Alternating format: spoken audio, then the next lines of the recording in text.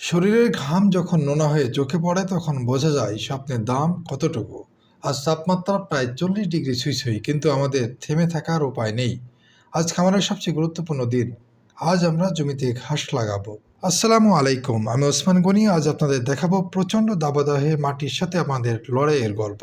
আজ খুব সকালেই আমরা গ্রামের উদ্দেশ্যে রওনা দিয়েছি। আমাদের আসার আগেই ঘাসের কাটিংগুলো জমিতে চলে এসেছে, কিন্তু জমিতে আমের চারা থাকায় আমরা জমিতে ভালোভাবে চাষ দিতে পারিনি। তাই কোদাল দিয়ে যতটা ঝুরঝুরি করা সম্ভব কুপিয়ে নিয়েছিলাম।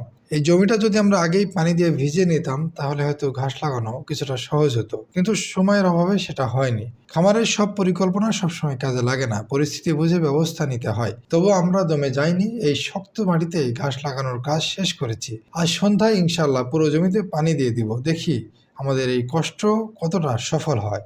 জমি থেকে ফিরে দেখি ইট ভাঙার লোক আসার কথা ছিল, তারাও বেশ দেরি করে ফেলেছে। অবশেষে তারা আসলো। এই ইটগুলো ভেঙে খোয়া তৈরি করা হচ্ছে, মূলত গরু আর ছাগলের শেডের মেঝে ঢালাই করার জন্য। রোদ যত বাড়ছে কাজের গতি তত কমে আসছে, কারণ 40 ডিগ্রি তাপমাত্রায় দাঁড়িয়ে থেকে কাজ করা খুবই কঠিন। দুপুর গড়িয়ে বিকাল হতে চললো। আজ সূর্যের তেজ যেন সবকিছু পুড়িয়ে দিচ্ছে। তাপমাত্রা 40 ডিগ্রির কাছাকাছি। আমরা যারা খামার করতে চাই তাদের এই রোদ বৃষ্টি সহ্য করার মানসিকতা থাকতে হবে।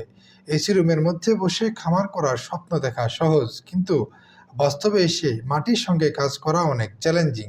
তবে দিন শেষে যখন দেখি কাজগুলো আগাচ্ছে তখন সব ক্লান্তি দূর হয়ে যায়।